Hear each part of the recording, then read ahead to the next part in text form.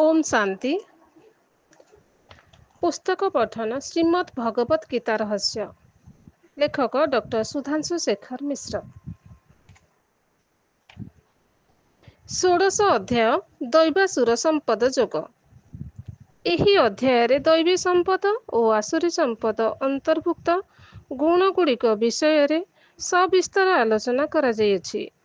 କଳିଯୁଗୀୟ ମଣିଷ ମଧ୍ୟରେ ଗୁଣଗୁଡ଼ିକର ତାରତମ୍ୟ ଅନୁସାରେ ଏହି ଉଭୟ ସମ୍ପଦ କମ୍ ବା ଅଧିକ ଥାଏ। ଉଭୟ ସମ୍ପଦର ଗୁଣଗୁଡ଼ିକୁ ସମ୍ୟକ୍ ଭାବେ ଅନୁଚିତ କଲେ ମନୁଷ୍ୟ କେଉଁ ସମ୍ପଦର କେତେ ପରିମାଣ ତାର ସଂସ୍କାର ଭଣ୍ଡାରରେ ଗଚ୍ଛିତ ରହିଅଛି ଜାଣିପାରିବ। ଧାନ ଓ ଗାଡ଼ି ଅନାବଶ୍ୟକ ଶସ୍ୟ ବୀଜ ମଧ୍ୟରେ ପ୍ରଭେଦ ଜାଣିଥିବା ବ୍ୟକ୍ତି ଯେପରି ଧାନରୁ ଅଗାଡ଼ିଗୁଡ଼ିକୁ ବାଛି ପରିଷ୍କାର କରିଦିଏ, ସେହିପରି ଭଗବତ ପ୍ରେମୀ ବ୍ୟକ୍ତି ନିଜ ମନରେ ଥିବା ଆସୁରୀ ସମ୍ପଦଗୁଡ଼ିକୁ ତ୍ୟାଗ କରେ। ଏହି କଥାକୁ ଦୃଷ୍ଟିରେ ରଖି ବ୍ୟାଖ୍ୟାଗୁଡ଼ିକୁ ଯେତେ ସମ୍ଭବ ପ୍ରଭାବଶାଳୀ କରିବାକୁ ଚେଷ୍ଟା କରାଯାଇଅଛି, ଯେପରି ପାଠକ ମନରେ ଭଗବତ ପ୍ରେମ ସୃଷ୍ଟି ହେବ ଓ ଆସୁରୀ ଗୁଣଗୁଡ଼ିକୁ ତ୍ୟାଗ କରି ଦୈବୀ ଗୁଣଗୁଡ଼ିକୁ ଆହରଣ କରିବା ପାଇଁ ଆଗ୍ରହ ପ୍ରକାଶ କରିବ। ଏହି ଅଧ୍ୟାୟରେ ଆଲୋଚନା ପାଇଁ ମୋଟ 18 ଗୋଟି ଶ୍ଲୋକ ଚୟନ କରାଯାଇଛି।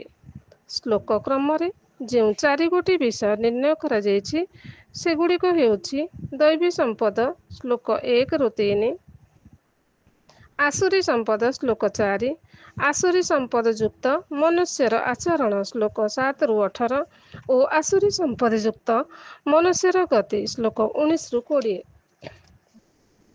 ସପ୍ତଦଶ ଅଧ୍ୟାୟ ଶ୍ରଦ୍ଧାତ୍ରୟ ବିଭାଗ ଯୋଗ।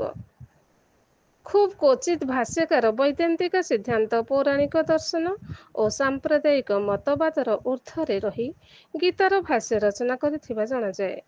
ପୂର୍ବାଗ୍ରହ ବଶତଃ କେତେକ ଭାଷ୍ୟକାର ଦେବ ଶବ୍ଦକୁ ବ୍ରହ୍ମା, ବିଷ୍ଣୁ, ଶଙ୍କର, ଇନ୍ଦ୍ରାଦି ଦେବଗଣଙ୍କ ପର୍ଯ୍ୟାୟବାଚୀ ରୂପେ ଗ୍ରହଣ କରିଛନ୍ତି।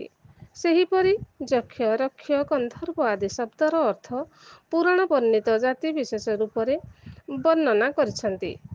ଯଜନ୍ତି ପଦର ଅର୍ଥ ପୂଜା କରିବା ଓ ଶାସ୍ତ୍ରର ଅର୍ଥ ହିନ୍ଦୁମାନଙ୍କର ଧାର୍ମିକ ଗ୍ରନ୍ଥଗୁଡ଼ିକ ରୂପରେ ଅର୍ଥ କରି ବ୍ୟାଖ୍ୟା କରିଛନ୍ତି। ଏହାଦ୍ୱାରା ସେମାନେ ସାକ୍ଷାତ ପରମାତ୍ମାଙ୍କ ଦ୍ୱାରା କଥିତ ଜ୍ଞାନ ସଂଗ୍ରହ ଗୀତାକୁ ଓ ଏହାର ପ୍ରବକ୍ତା ଉଭୟଙ୍କୁ ସାମ୍ପ୍ରଦାୟିକତାର ସଂକୀର୍ଣ୍ଣ ଗଣ୍ଠି ମଧ୍ୟରେ ଆବଦ୍ଧ କରିଦେଇଛନ୍ତି। ଏହାକୁ ଦୃଷ୍ଟିରେ ରଖି ଲେଖକ ଏହି ଅଧ୍ୟାୟରେ ଥିବା ଉପଯୁକ୍ତ ଶବ୍ଦାବଳୀ ତଥା ଅନ୍ୟାନ୍ୟ ବିଷୟ ସମୂହକୁ ଈଶ୍ୱରୀୟ ଜ୍ଞାନ ଆଧାରରେ ବ୍ୟାଖ୍ୟା କରିଛନ୍ତି। ଏହାଦ୍ୱାରା ସମ୍ପ୍ରଦାୟ ନିର୍ବିଶେଷରେ ସମସ୍ତେ ଉଭୟଙ୍କୁ ଗୀତା ଓ ଗୀତାର ଭଗବାନଙ୍କୁ ନିର୍ବିବାଦରେ ଗ୍ରହଣ କରିପାରିବେ। ଏହି ଅଧ୍ୟାୟରେ ମୋଟ 26 ଗୋଟି ଶ୍ଲୋକ ନିର୍ବାଚନ କରି କ୍ରମାନୁସାରେ ସେଗୁଡ଼ିକୁ 6ଟି ବିଭାଗରେ ବିଭକ୍ତ କରାଯାଇଛି। ସେହି ବିଷୟର ଶୀର୍ଷକଗୁଡ଼ିକ ହେଲା 3 ପ୍ରକାର ଶ୍ରଦ୍ଧା ଓ ତଦନୁସାରେ ଉପାସନା ଶ୍ଲୋକ 2-6, 3 ପ୍ରକାର ଆହାର ଶ୍ଲୋକ 8-10, 3 ପ୍ରକାର ଯଜ୍ଞ ଶ୍ଲୋକ 11-13, 3 ପ୍ରକାର ତପସ୍ୟା ଶ୍ଲୋକ 14-19, 3 ପ୍ରକାର ଦାନ ଶ୍ଲୋକ 20-22 ଏବଂ ଓମ୍ ତତ୍ ଓ ସତ୍ ଶବ୍ଦର ପ୍ରୟୋଗ ଶ୍ଲୋକ 23-28। ଅଷ୍ଟାଦଶ ଅଧ୍ୟାୟ ମୋକ୍ଷ ଯୋଗ। ସନ୍ନ୍ୟାସ ଓ ତ୍ୟାଗର ଅର୍ଥକୁ ନେଇ ପଣ୍ଡିତମାନଙ୍କ ମଧ୍ୟରେ ମତଭେଦ ଦେଖାଯାଏ। ତେଣୁ ଲେଖକ ଗୀତାର ମୌଳିକ ଜ୍ଞାନ ଆଧାରରେ ଏହାର ଯଥାର୍ଥ ଅର୍ଥ ନିରୂପଣ କରିବାର ପ୍ରୟାସ କରିଛନ୍ତି। ଲେଖକଙ୍କ ମତରେ ନିୟତ କର୍ମର ଅର୍ଥ ଶାସ୍ତ୍ରୋକ୍ତ ନିତ୍ୟ କର୍ମ ନୁହେଁ। ଏହାର ଯଥାର୍ଥ ଅର୍ଥ ହେଉଛି ଯଥାଯଥ ଭାବେ ନିୟନ୍ତ୍ରିତ କର୍ମ, ଦ ନାଇଟ୍ ରେଗୁଲେଟେଡ୍ ଆକ୍ସନ୍। ସର୍ବଭୂତେଷୁ ଜନୈକମ୍ 18-20 ଶ୍ଲୋକ ଆଧାରରେ ଅନେକ ଟୀକାକାର ପରମାତ୍ମାକୁ ସର୍ବବ୍ୟାପକ ବୋଲି ପ୍ରମାଣ କରିଛନ୍ତି। କିନ୍ତୁ ଲେଖକ ଏଠାରେ ଏହି ସିଦ୍ଧାନ୍ତକୁ ଭାବ ପ୍ରଧାନ ବୋଲି ଆଲୋଚନା କରିଛନ୍ତି। ଏହିପରି ଆଲୋଚ୍ୟ ଅଧ୍ୟାୟରେ ବର୍ଣ୍ଣିତ ବିଭିନ୍ନ ଆଧ୍ୟାତ୍ମିକ ଶବ୍ଦ ଓ ବିଷୟଗୁଡ଼ିକୁ ଯୁଗୋପଯୋଗୀ ଓ ବିବେକସମ୍ମତ ଅର୍ଥରେ ବ୍ୟାଖ୍ୟା କରାଯାଇଛି। ନିଷ୍ପକ୍ଷ ପାଠକମାନଙ୍କ ଦ୍ୱାରା ଏହି ବ୍ୟାଖ୍ୟା ଅବଶ୍ୟ ଆଦୃତ ହେବ ବୋଲି ଲେଖକଙ୍କର ବିଶ୍ୱାସ। ଏହି ଅଧ୍ୟାୟରେ ମୋଟ 56 ଗୋଟି ଶ୍ଲୋକକୁ କ୍ରମାନୁସାରେ 13 ଗୋଟି ଆଧ୍ୟାତ୍ମିକ ଶୀର୍ଷକରେ ଆଲୋଚନା କରାଯାଇଛି। ସେଗୁଡ଼ିକ ହେଉଛି 3 ପ୍ରକାର ତ୍ୟାଗ ଶ୍ଲୋକ 4-9, ତ୍ୟାଗୀର ଲକ୍ଷଣ ଓ ଆଚରଣ 10-12।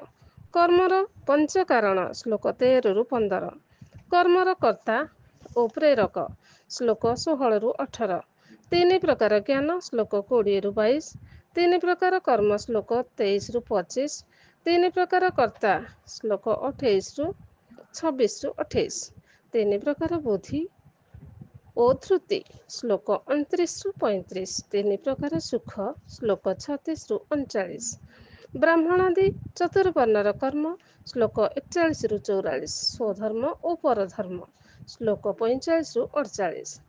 ଜ୍ଞାନ ଯୋଗ ଦ୍ୱାରା ଈଶ୍ୱର ପ୍ରାପ୍ତି ଶ୍ଲୋକ 49-55 ଏବଂ ଯୋଗର ସରଳ ବିଧି ସମର୍ପଣ ଶ୍ଲୋକ 56-66।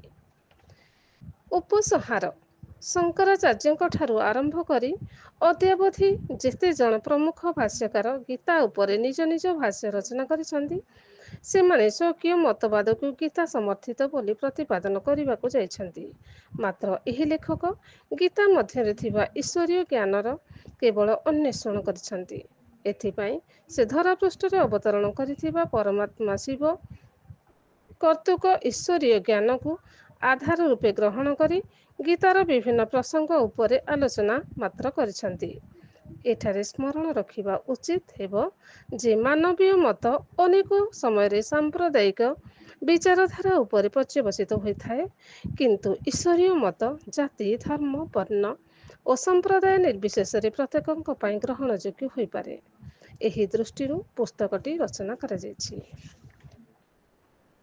କ୍ରମଶଃ ଓମ୍ ଶାନ୍ତି।